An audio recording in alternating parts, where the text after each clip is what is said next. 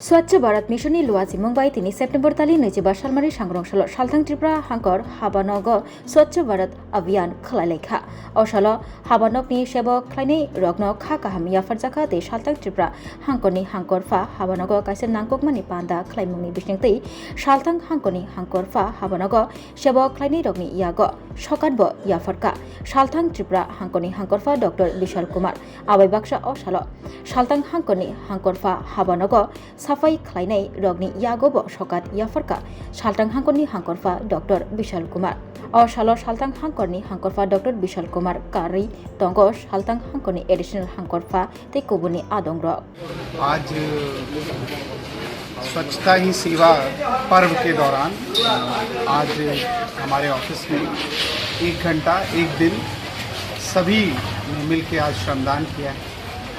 इस श्रमदान के दौरान हमने हमारे जितने भी सफाई कर्मचारी हैं उनको भी धन्यवाद दिया है कि उन्होंने इस ऑफिस को स्वच्छ रखने में हमारी सहायता की और हम सभी उनके बहुत ही कृतज्ञ हैं और हम उम्मीद करते हैं कि जो प्रण हमने लिया है कि हम हर सप्ताह 2 घंटे अपनी सफाई के लिए देंगे और पूरे साल में 100 घंटे हम लोग सफाई के लिए देंगे। हम अवश्य इस प्रण का पालन करेंगे पूरे वर्ष भर और प्लास्टिक का इस्तेमाल मिनिमम करेंगे, सिंगल यूज़ प्लास्टिक का, और साथ ही साथ 50 लोगों को जो हमारे आसपास हैं, चाहे हमारे ऑफिस में काम करते हैं अथवा हमारे घर के आसपास हैं, उनको भी हम अवश्य इस प्रण में डालेंगे कि वो भी अपने परिसर को, अपने आसपास की व्यवस्था को स्वच्छ रखें। हम उम्मीद करते हैं कि जो भी इस स्वच्छता में जुड़ेंगे वो हमेशा ही देश और देश को आगे बढ़ाने में हमारी सहायता है। सर एक्शन लगा क्या सर? प्लास्टिक की जो बोतलें हैं एक अब सामाजिक एवं पर्यावरण एक संकट बन गई हैं। इसमें बहुत ज़रूरी है कि इसके इस्तेमाल को कम किया जाए। ऑलरेडी त्रिपुरा गवर्नमेंट ने ऑफिसों में प्लास्टिक की बोतल के इस्तेमाल पे रेगुलेशंस दिए और इसको मिनिमाइज़ किया गया है। हमारी मीटिंग्स और उसमें भी हम लोग प्लास्टिक की बोतलें इस्तेमाल नहीं करते हैं, परंतु इसमें और भी सामाजिक रूप से भी रेगुलेशंस की ज़रूरत है। जैसे असम गवर्नमेंट ने 500 ml से छोटी बोतलों को बंद कर दिया गया है। हम भी चाहते हैं कि उस तरह का कोई रेगुलेशन यहाँ भी हो ताकि जो यूज़ है प्लास्टिक की बोतलों का वो बहुत ही मिनिमम किया जा सके और धीरे धीरे इसको फेज आउट करके ख़त्म किया जा सके। मुझे याद है कि हम जब भी सरकारी ऑफिसेज को देखते हैं तो मतलब एक साइकोलॉजी होती है कि वहाँ चीज़ें टूटी फूटी होंगी, टेबल पे गंदगी होगी, जो ऑफिस के बाबू हैं वो पान चबा रहे होंगे या गुटखा खा रहे होंगे और कभी कभी बीड़ी भी पीते होंगे। तो ये जो पता नहीं, मतलब मेरा तो यही एक पॉइंट ऑफ व्यू था। आज भी आप हमारे तहसील ऑफिसेज में जाएंगे या इवन वीडियो ऑफिस में भी जाएंगे, आप इवन कई डीएम ऑफिस में, हमारे भी ऑफिसेज में शायद टॉयलेट्स क्लीन नहीं होंगे या हम लोग जहां बैठते हैं उसको साफ नहीं रखते। तो ज्यादातर केसेस में यही देखा गया है, माने कि आज भी यही सच्चाई है। कुछ दिन में पहले मैं वीडियो डुकली के ऑफिस में गया था तो उनके जस्ट चैम्बर के बाहर ही बहुत सारी गंदगी थी। तो ये बहुत जरूरी है कि सभी कर्मचारियों के लिए कि जो जिस परिवेश में हम लोग रहते हैं उसको एटलीस्ट साफ रखें और ये सभी का जिम्मेदारी है। नहीं लोकपाल जी, गलत कह रहा हूं मैं? ठीक है ना, आप जरूर साफ रहें और अपने आसपास साफ रखें और दूसरों को भी मजबूर करें कि वो साफ रहें। हमारी सरकार ने एक बहुत बड़ा इनिशिएटिव लिया था ई ऑफिस को करके, इलेक्ट्रॉनिक ऑफिस सिस्टम को करके। उससे कम से कम फाइलों का जो काम है वो बहुत लिमिटेड हो गया है। अभी भी फाइलें कुछ डिपार्टमेंट यूज करता है बट बहुत लिमिटेड हो गया है। तो इस चीज से आपको बचाया जा सकता है। दूसरा है कि कुछ चीजें हैं, एक फिनोमिना है, इसको ब्रोकन विंडो बोलते हैं। ये आप लोग जरूर ध्यान रखिएगा। इस फिनोमिना में क्या होता है कि एक ये कहानी है कि एक घर था, एकदम सुंदर बना हुआ घर था, तो वो साफ रहता था, क्लीन रहता था। तो एक दिन वो उसके मालिक कहीं चले गए, तो भी 4-5 दिन तक साफ रहा। फिर एक बच्चे ने उसकी खिड़की में बॉल मारी और खिड़की टूट गई। उस दिन के बाद से उसमें मतलब बहुत रैपिड चेंज हुआ। उसकी खिड़की चोरी हो गई, अंदर का सामान चोरी हो गया, पूरा घर ही चोरी हो गया, इवन ईंटें भी लोग उठा के ले गए। इसका ये मतलब है कि अगर कोई चीज क्लीन है तो उसको पूरा ही क्लीन रखना है।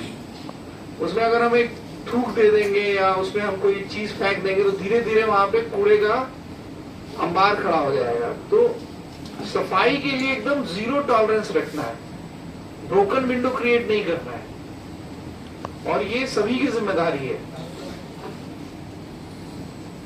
तो ना केवल आप लोगों की जिम्मेदारी है, आपनारे जिम्मेदारी ना, এটা তো আমারও জিম্মেদারি আছে, এটা আমার পিএ जिम्मेदारी আছে, অফিসার গুলি जिम्मेदारी আছে। तो मैं आप सभी से यही उम्मीद करूंगा कि ये जो स्वच्छता है ये हम सब अपनी जिम्मेदारी लेके करेंगे। 1 घंटा 1 दिन, अभी कल हमने शपथ खाई कि हफ्ते में कम से कम 2 घंटा देंगे और साल में कम से कम 100 घंटा देंगे। ठीक है, ये आप लोग शपथ खा रखी है आप लोगों ने। इसकी मॉनिटरिंग हम लोग करेंगे। हमने उत्तम भौमिक जी को नोडल ऑफिसर बनाया है इसकी मॉनिटरिंग के लिए। और अगर कोई 8 घंटे महीने में नहीं करता है सफाई अपने ऑफिस के अंदर तो उसकी सैलरी होल्ड कर दी जाएगी, है ना? यही है ना आप लोग? ठीक है, सर ने ही प्रपोजल दिया है, मैंने नहीं दिया। तो चेक करवाएंगे कि हमारे पास वीडियो कैमरा लगे हुए हैं हर जगह। हमने आदमी डेजिग्नेट कर रखा है कौन 2 घंटा नहीं देता है हफ्ते में, तो इसका पूरा पालन किया जाना चाहिए। और क्लीन करिए आप लोग। मुझे याद है पिछले साल हमने लगभग 50 से 60 लाख रुपए ऑफिस को क्लीन करने के लिए लगाए, जिसमें चीजों को रिमूव करना, नए कबर्ड्स बनाना, अलमीराज खरीदना, ये सब करा है। तो सोचिए हम भी खर्चा कर रहे हैं, लेकिन आप लोगों के कोऑपरेशन के बिना ही नहीं हो सकता। ये बहुत ही ज्यादा जरूरी।